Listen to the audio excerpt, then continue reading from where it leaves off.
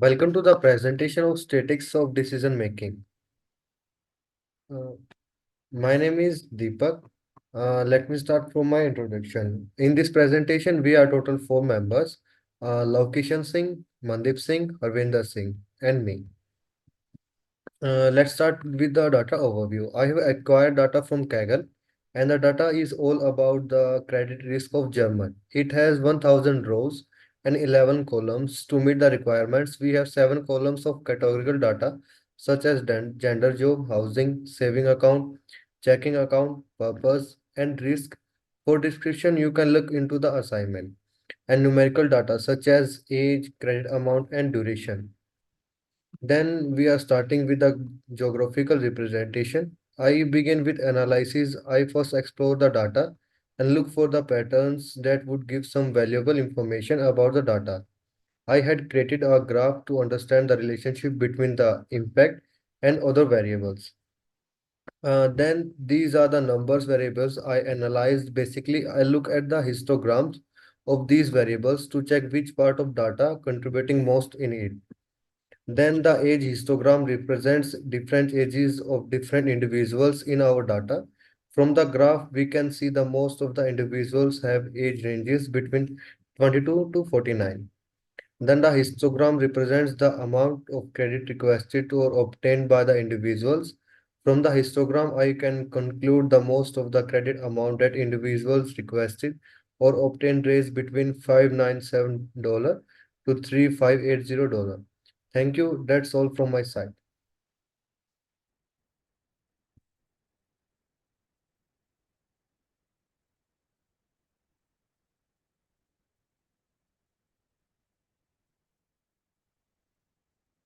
Hello everyone, my name is Lavkin Singh. Today I'm going to discuss about from slide 8 to 12.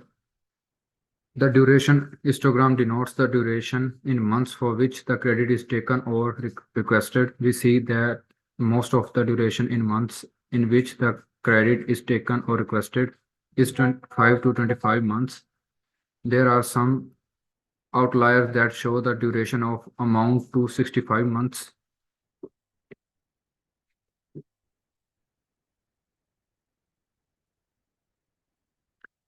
To check how strong is the relationship between the numerical variables and the response variable, I found the correlation. All these numerical variables didn't have a strong linear relationship with response variable. We can't analyze any pattern either using scatter plots. Now we will look at the categorical variables to determine which qualities are more responsible for the credit risks. To analyze the category variable for the categorical variables, I had made pie charts and bar charts to better grasp what the data had to say about how credit risks were applied. The gender distribution is seen in the bar graph, which has 310 females and 690 males. It highlights the male majority in population and gives a visual depiction of the relative proportions. The distribution of jobs is depicted by the bar graph, which shows that 630 people work in type 2 of employment, 200 in job type 1, and 148 in job type 3, and 22 in job type 0. Thank you.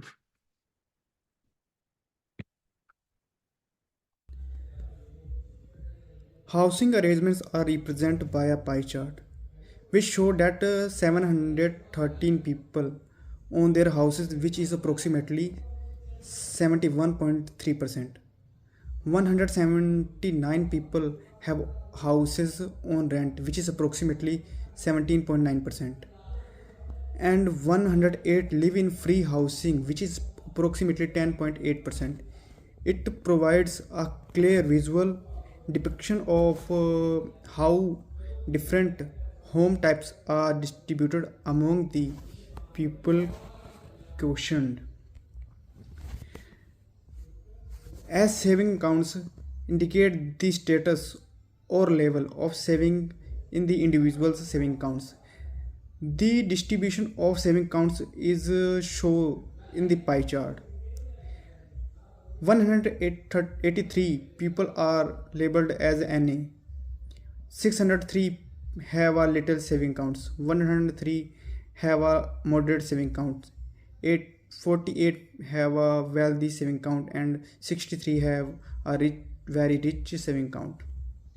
This graphic depiction shed light on the range of saving accounts situation among the people who were polled.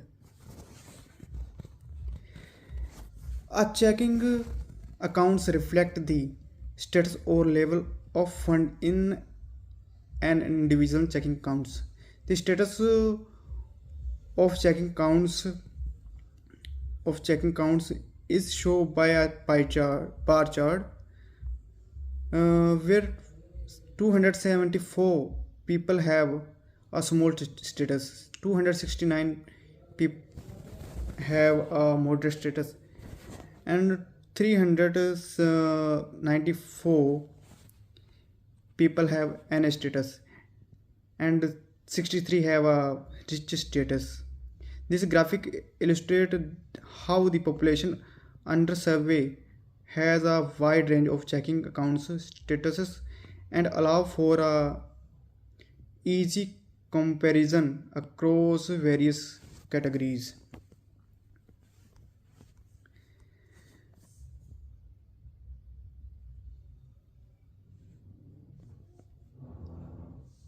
They represent the amount of credit requested or obtained by the individuals. The bar graph shows the various reasons why people need credit. 337 need for car, 280 wants it for a radio, almost 181 wants for furnishing, and 97 want for a company. 59 want it for a schooling, 22 want it for repair, 12 want it for household requirement, and 12 wants it for holidays. The graph indicates the level of risk associated with the individuals, often in the context of credit risk. The degree of risk connected to specific people is depicted in the pie chart, especially when considered credit risk. 300 people are in a poor position, suggesting they are at risk, while the remaining 700 people are in a good position, showing they are potential for risk. A statistical techniques called hypothesis testing is used to draw conclusion about the population from a sample of data. It entail developing two hypotheses: an alternative hypothesis that proposes a substantial effect, and a null hypothesis that indicate no significant effect or differences. Null hypothesis it conveyed the idea that there is no impact, variation, or change. We will be putting our test up against it. Alternative hypothesis. It convey a claim about the changes, effect, or distinctions. That's why what we intend to show it.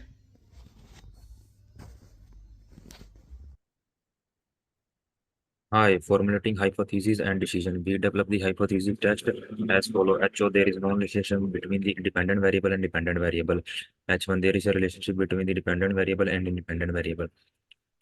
Next one is statistical decision, p-value, probability of rejecting the null hypothesis if is it true. Common selections are 5% and 10%.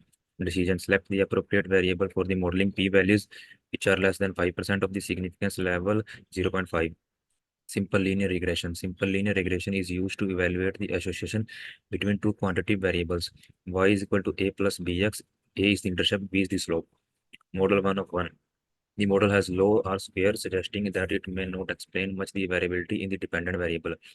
Next is model 1 of 2. Like the first model, the second model has a low R square, suggesting that it may not explain much of the variability in the dependent variable. Next is assumption of linear regression models. Linearity, independence of residual, constant variance of residual, normality of residual, dependence of predictors, constant variation of predictors. Multiple linear regression. Multiple linear regression is used to assess the association between two or more independent variable and one dependent variable. Y is equal to a plus bx plus cx square plus dx cube. A is intercept b, c, d, and so on are parameter of equation. Model 1. The R square value is quite low, suggestion that only a small percentage of variability in the dependent variable is explained by the model. Comparison. For comparison of both models, we will check the R square, adjust R square and significance of coefficient. Significant of coefficient. Conclusion. Model 2 appear to have a slightly better fit based on higher R square values and the inclusion of additional predictors. The significance of individual coefficient should be considered for both models. Thank you, and this is present B all over.